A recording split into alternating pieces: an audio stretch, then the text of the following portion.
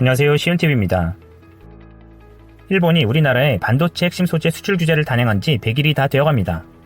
한국의 핵심 기술 산업인 반도체를 무너뜨리려는 아베의 전략은 사실상 실패했습니다.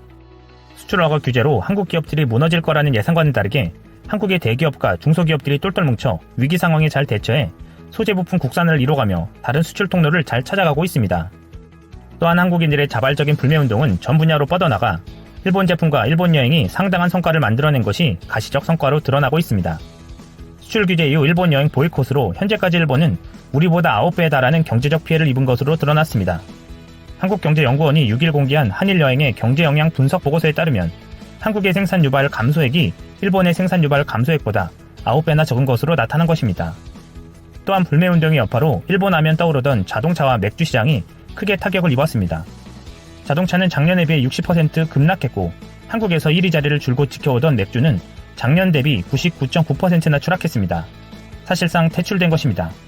이뿐 아니라 일본의 부가가치 유발액은 작년에 6,557억 원에서 4,773억 원으로 감소해 1,784억 원이 줄어든 것으로 나타났고 한국의 부가가치 유발 감소액인 54억 원보다 33배나 많은 것으로 파악되었습니다.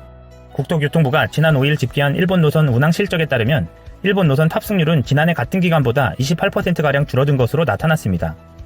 사실상 한국에 경제적 타격을 주고자 단행한 수출 규제로 일본의 경제적 타격만 가속화시키고 있는 모양새입니다.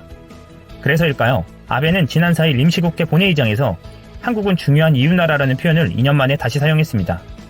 하지만 나름의 유화 제스처를 취하면서도 기존 입장은 그대로 유지했습니다.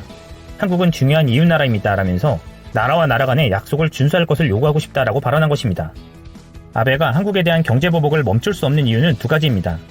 첫 번째는 아베를 지지하는 우익 세력들이 지속적인 갈등을 원하기 때문이며 경제보복을 철회하는 순간 아베 정권도 막을 내리기 때문입니다.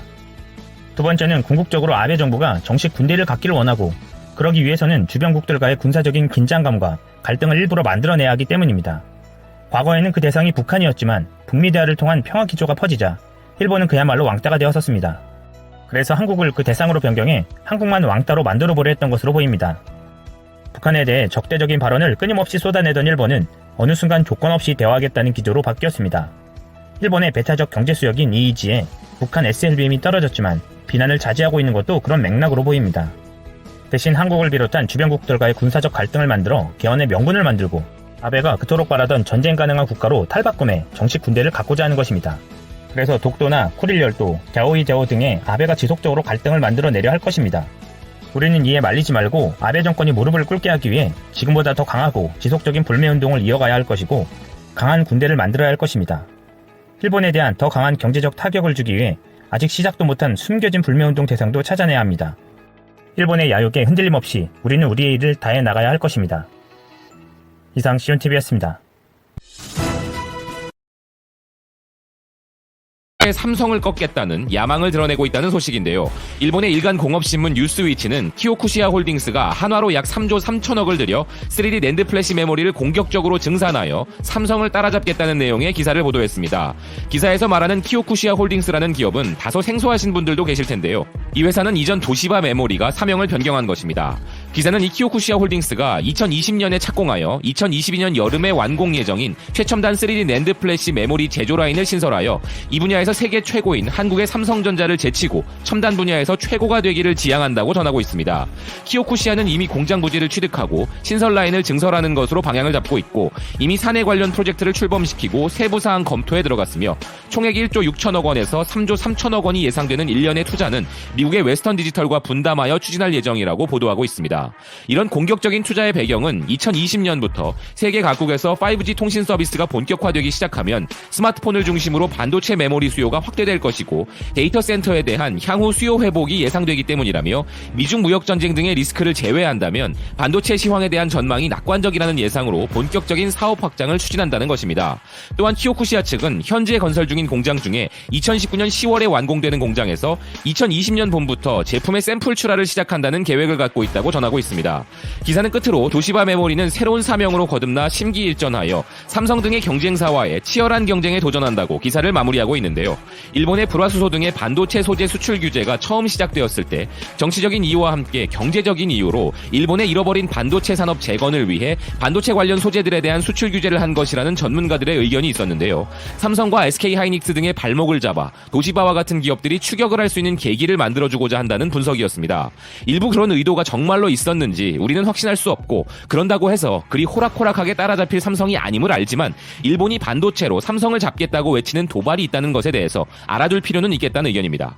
이어서 전해드릴 두 번째 소식은 현대자동차와 관련한 소식입니다.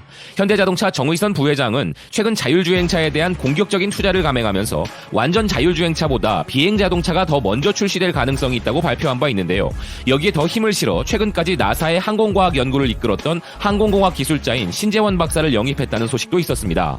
그런데 현대자동차가 이렇게 미래선도 사업에 대한 본격적인 투자를 진행하고 있는 것은 최근 미중 무역전쟁으로 시작된 전 세계적인 자동차 시장의 불황을 피하지 못하고 있는 현실적인 어려움 때문이기도 한데요. 그런 와중에 현대자동차의 특정 차종이 어떤 국가에서 매진되고 있다는 반가운 소식이 있었습니다. 바로 현대자동차의 코나 EV가 인도에서 매진되었다고 하는 인도의 언론사 머니컨트롤의 보도인데요. 기사는 2019년 현재 인도에서 매진된 코나에 대한 높은 수요를 맞추기 위해 현대자동차가 고군분투를 하고 있다고 합니다. 현대자동차가 인도에 코나 EV를 출시할 당시 500대를 목표로 설정했는데 인도의 SUV 구매자들로부터 엄청난 반응을 얻어 올해 판매량이 벌써 매진되는 바람에 현대자동차는 현재 한국의 모 회사에 주문을 넣어 배송을 늘리려 하고 있다고 합니다.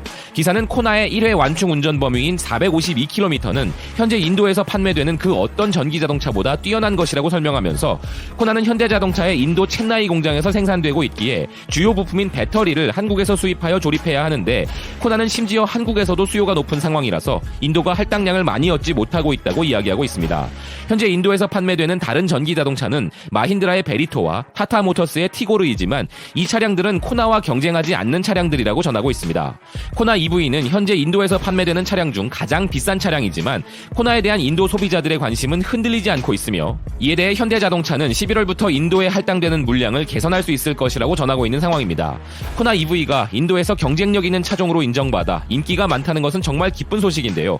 이는 현대자동차라는 브랜드에 대해 인도 소비자들이 가진 호감도 한몫했을 것이라 생각합니다. 관련 소식으로 인도의 더 타임즈 오브 인디아는 현대자동차가 인도 시장에서 3년 연속 고객 만족도 1위 브랜드로 선정된 소식을 전하고 있습니다. 시장 조사업체 JD 파워가 발표한 2019년 인도 고객 서비스 조사에서 현대자동차가 1000점 만점에 903점을 받아 1위를 차지했다는 것인데요. 총 5개 분야에 대한 소비자 설문조사에서 최고의 만족도를 보였다고 전하고 있습니다. 현재 세계 자동차 산업계는 전반적인 불황으로 아주 험난한 상황을 맞이하고 있는데요. 중국을 대체할 수 있는 차세대 시장인 인도에서 좋은 브랜드 이미지와 제품 경쟁력을 쌓아가고 있는 현대자동차를 응원합니다. 다음 소식은 더욱더 갈등이 심해져가고 있는 한일 분쟁 사태에 대해 전 외무성 관료이자 일본 정부 관광국 이사였던 일본의회 컨벤션 뷰로의 노보루 세이치 부회장이 4가지 해결 방안을 제안했다는 소식입니다. 필자는 일본 아사히의 월간지 론자에 한일 관계 회복을 위한 4가지 제언이라는 헤드라인과 함께 한국은 어디로 가고 있고 일본은 무엇을 해야 하는가라는 부제로 기고를 했는데요. 필자는 9월 말 유엔 총회에 아베와 문재인 대통령도 참석했지만 두 사람의 회담은 이루어지지 않았고 화제도 되지 않았으며 세계 대부분의 나라가 한일 관계에 큰 관심이 없는 것이 사실이라고 이야기하면서 미국과 유럽의 유력지에서 국제 문제에 대한 보도들을 보면 이란의 동향을 비롯한 중동 정세가 주요 사안이고 동양의 한편에서 벌어지고 있는 한일 간의 작은 싸움이 뉴스가 되는 일은 좀처럼 없다고 의견을 밝히고 있는데요. 이런 한일 간의 분쟁 상태에 대해 미국과 중국이 일시적으로는 중재 자세를 나타냈지만 한일 양국 모두 외국에 의한 중재에 대해서는 소극적이며 이제 이 문제는 양국 스스로가 노력하는 방법밖에 없는데, 이런 와중에 뉴욕에서 한일 외무장관 회담이 있었고 주요 쟁점에 대해서는 평행선을 그렸지만 미래지향적인 한일 관계를 목표로 외교 당국 간의 대화를 계속하기로 한 것은 크게 환영해야 한다고 주장합니다. 그리고 양국 간의 문제를 해결하기 위해서는 서로 양보하는 모습을 보여줄 필요가 있지만 현재 양국 모두 대결 자세를 보이면 국내에서는 지지율이 상승하는 분위기가 배경에 있다는 것이 염려된다는 이야기를 하는데요. 그러나 현재 동아시아의 안보 환경을 감안한다면 이런 상황은 일본에 있어서 전혀 바람직하지 않은 상황이라면서 한미일 북중러의 균형에 대한 상호 억제가 작동하지 않을 수 있다며 우려를 나타내고 있습니다. 그런데 그 내용이라고 하는 것이 문재인 대통령의 궁극적인 목표는 남북 통일에 따른 민족 주체성의 회복이지만 북한이 평화적으로 비핵화를 실시할 가능성은 제로라 생각되기 때문에 결국 통일이 되면 핵 보유국으로 일본으로서의 통일국가 실현이 가시화된다는 것입니다. 이렇게 되면 일본은 중국, 러시아, 남북 통일한국이라는 세 개의 핵 보유국에 둘러싸여야 되는 것인데 이는 정말 끔찍한 악몽이며 이것은 무슨 일이 있어도 막아야 한다고 주장하고 있습니다. 필자는 이런 결과를 불러일으킨 것이 바로 7월 초 일본 정부에 의한 대한국 수출관리 강화 조치였는데 원래 이 문제는 2, 3년 전에 수수한 형태로 이루어져야 했던 것이었고 이것을 강제징용 문제로 인해 한국의 신뢰가 줄어든 타이밍에서 사전 협의도 없이 한국의 체면을 무시한 형태로 한국을 수출 우대 국가 등급에서 강등한다는 내용을 신문에 슬쩍 흘리는 방법으로 실행했기 때문에 한국 측의 과잉 반응을 야기시켰다고 주장하고 있습니다.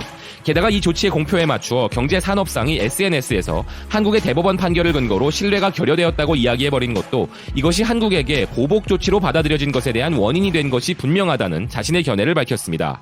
그 결과 3개월이 지난 현재 한일 간의 상호 불신의 증대, 관광객과 시민교류의 격감, 일본 제품 불매운동이 만연하게 되는 등 피해가 간과할 수 없는 수준인데 일본 정부 관계자들은 아무런 고통도 느껴지지 않는다는 식의 거짓말을 하는 경향이 있다면서 현재 일본 정부는 오늘날의 한일 관계 악화는 한국이 만들어냈으니 우선 한국 측이 그 원인을 시정해야 한다는 관점으로 사태를 관망하면서 스스로는 아무런 조치를 취하지 않으려 하는 것으로 보이는데 만일 한일 관계의 악화가 단순한 양국 관계의 문제로 끝났다면 그 접근 방식이 잘못이라고 할 수 없을지도 모르지만 동아시아의 안전보장 구도 자체가 변화된 현재의 상황에 이것이 일본의 국익에 중대한 영향을 미친다면 그 접근 방식은 매우 위험한 요소를 내포하게 된다면서 일본 정부가 즉각적으로 조치해야 할 4가지를 설명합니다.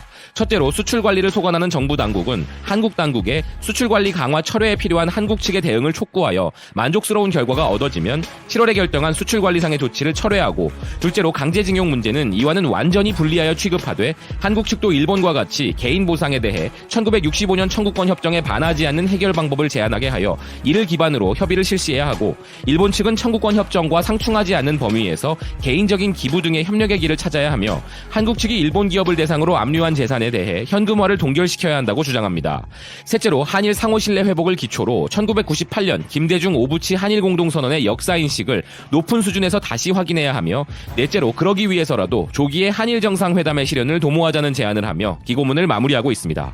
한일 분쟁을 해결하자는 것을 누가 반대하겠습니까마는 이 제안이 이루어지려면 일본이 먼저 수출 규제를 철회하고 한국을 수출 우대 국가로 다시 돌려놓고 1998년의 공동선언을 재확인하고 한일 정상회담을 가지는 것이 다 이루어져야 하는데 아베는 현재 상황을 만족스럽게 생각하면서 본격적인 극우 일본의 서막으로 한일 분쟁을 이용하고 있는 것이 현실이기에 앞으로의 사태는 오히려 지금보다도 더 심각해